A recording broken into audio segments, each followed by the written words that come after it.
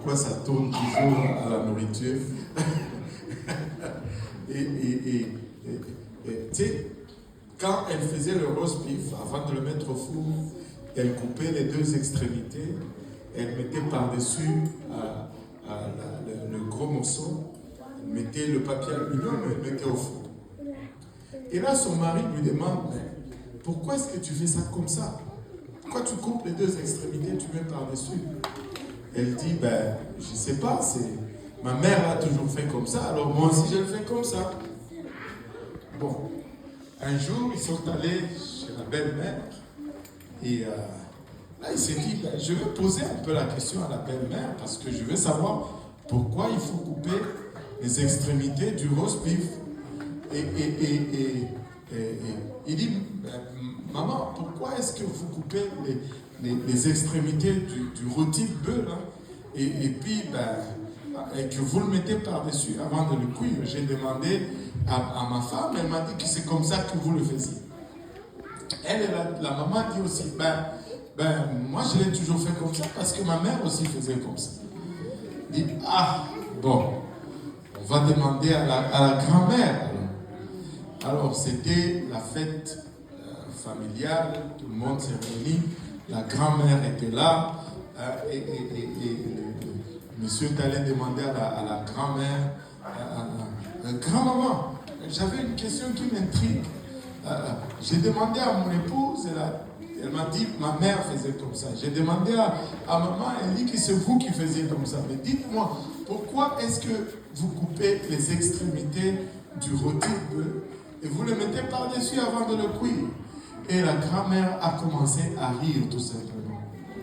Elle dit, vous voyez, c'est moi, de mon temps, on n'avait pas assez d'argent, je n'avais pas beaucoup de casseroles. Alors quand je mettais le rôti de bœuf dans la poêle que j'avais, c'était trop gros.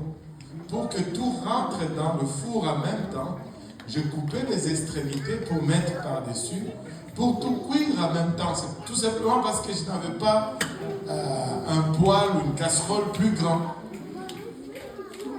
Alors, les deux ont adopté une méthode de cuisson sans savoir vraiment pourquoi on faisait cela. Ok, ça va marcher, mais il va manquer de profondeur. Tu vois? Et quand tu vas être mis au défi, tu n'auras pas de raison de garder cette conviction et tu vas t'en débarrasser. C'est bon d'adopter les convictions, mais c'est mieux de savoir pourquoi nous adoptons ces convictions. C'est pourquoi nous perdons beaucoup d'énergie, nous investissons beaucoup de temps à enseigner chaque mercredi. On aurait aimé que le mercredi, il y ait au moins 150. Chaque dimanche, dimanche passé, on était 328 ou quelque chose comme ça. On aurait aimé qu'il y ait au moins 150, 200 personnes le mercredi, afin qu'on puisse savoir pourquoi on fait certaines choses. Pourquoi est-ce que nos femmes ne portent pas de bijoux? Pourquoi est-ce que nos femmes ne mettent pas de pantalons? Pourquoi est-ce que on ne se maquille pas? Pourquoi est-ce que nos hommes c'est rase? Pourquoi est-ce que nos hommes ne doivent pas avoir de longs cheveux?